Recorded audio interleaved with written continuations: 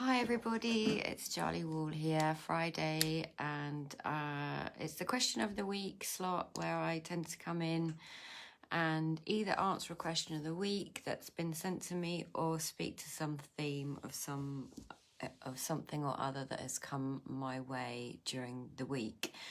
And this week I have a lovely lady who is currently a member of my She Connects Circle group. And she was talking to me this morning and she was feeling very sad and very upset because she has restarted her habit of drinking alcohol. And she would say that she drinks nightly at her alcohol, and what she's worried about is that she came to me and she's completed my 8-week freedom program. She's in my She Connects Circle group.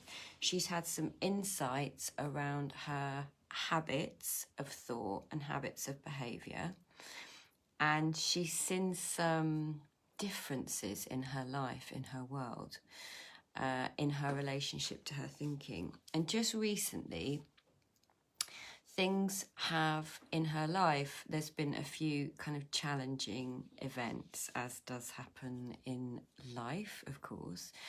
And she feels like she's resorted back to her drinking patterns of behaviour. And subsequently, because of that, she is being incredibly hard on herself. She's criticising herself.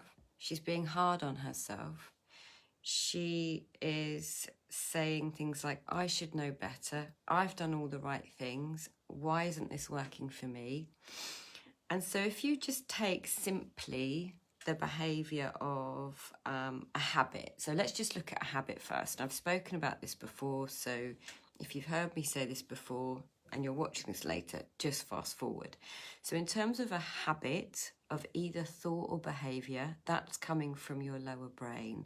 And your lower brain wants you to continue to do your habit, whether that be drinking or whatever it might be, because the lower brain now thinks you need that thing, whatever it might be, food, shopping, alcohol, to survive.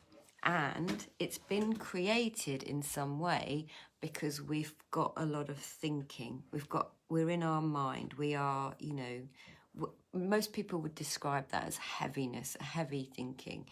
Like feels like I'm carrying a backpack of thought around and it's heavy. So a habit of behaviour kind of takes us out of that and settles us down, even if it's just momentarily, having a cake, a little bit of settling, but then of course we go back into our intellect, into our thinking mind, into our self-criticism. So if you just see that as something that's habitual in all of us and is coming from a brain which wants you to keep doing the habit. So that's why people will describe, I feel like there's this internal battle going on. I don't want to do it, but I feel like I'm forced to do it. That's because your brain is going to fight you to do your habit because it thinks you need it to survive. So that's the first thing to bear in mind. So when you start seeing that and noticing that and realizing that actually you have more power and you are in the driver's seat and you are in control and that your thoughts aren't an instruction, then you don't follow it. So there's more days where you may not do your habit, where you may not drink, and we feel all pleased with ourselves because we're like, yeah, I kind of finally see that my thoughts aren't an instruction and I've got more power than I knew.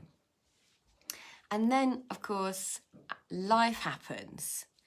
Now, if we haven't seen that truly deeply, your lower brain is going to come forwards even more and try and get you and persuade you to do your habit. In this case, my lovely client, she's drinking alcohol.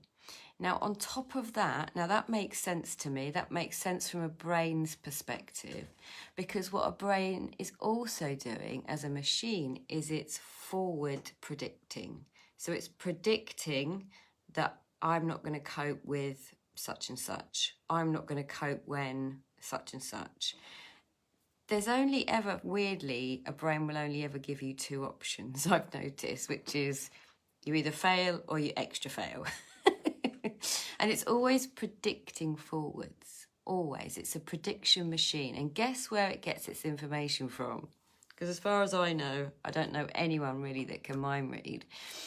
It's getting its information from the past, where we have judged ourselves for doing our behaviour, where we've told ourselves that we can't cope and we won't cope because XYZ. So what a brain, not only is a brain forward predicting and telling you you're not going to get it, it's also coming up with these solutions, i.e. if you drink, you'll feel better. And this has happened in your life and that's why you're drinking. So we kind of have this brain that's trying to piece things together, and it's essentially doing 2 + 2 = 8. So we're going, well, I've done, this lady in particular, I've done the course and I've had my insights, so I should be here, but I'm not. And it's because there's something wrong with me. It's because I'm not good enough. It's because I'm the exception to the rule. And that is what a brain will do. So the more you have layer upon layer upon layer of judgment on you in whatever way, for whatever reason, without insight, you're more than likely going to continue with your habit, however that makes sense to you. Now, knowing that your brain is giving you instructions, knowing that that's coming not from your true self, not from the part of you that argues the toss, which is, oh, actually, I don't want to have a drink, or I don't want to eat the cake, or I don't want to spend money on clothes, I don't want to spend money on, things I haven't got. But there's this kind of driving force, there's this hijacking, it feels like. But that's not coming from you. That is only ever coming from a machine brain that wants the best for you. It wants you to survive, but it's not rational and it doesn't have any awareness.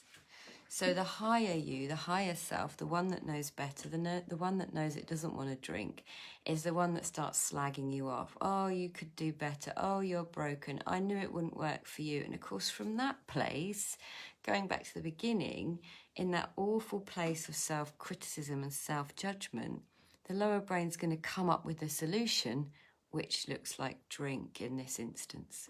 So the wonderful woman that has this, that left me a message this morning, going round and round and round and round in her head with her thinking about, the circumstances and thinking, well, it's because of this and it's because of this. It's not because of any of that. It's simply because you've misunderstood and you've misidentified with the thoughts that are telling you to do your habit, because I know you don't want to do it. I know that you've seen some stuff around this, and I know that you can do this. So for those of you that are struggling with alcohol or any kind of habit, please come into my community. Please have a listen to more of my stuff. Have a listen to my podcast, because what we're talking about here is something that's fundamentally true of all human beings. And that's that we use this amazing gift of thought to think, which sounds weird, but it's true if we don't know that.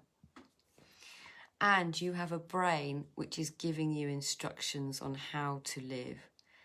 But you have intuition. But you have a deeper voice within you that tells you, your gut reaction to stuff. And the question that I'd want you to ponder on for today, especially the lady that asked me the question, is when do you get your best ideas? What is it about that space, do you think, that allows for a new idea or a new thought to come in? And let me know in the comments or write to me privately. But to the beautiful woman that sent me this, that asked for help, I want you to know you are not broken. There's nothing wrong with you. You're not the only one who's unhelpable. There isn't you know, your name in the exception rule book, because every single human works the same way. And you have a brain that is doing its best. It's just irrational. It likes familiarity. It likes pattern forming. And it thinks you need to do that to keep moving forwards. And you don't. You're stronger than that. You're stronger than your thoughts. Anyway, I'll have to go now. But I hope the weather's better where you are. It's absolutely pants here.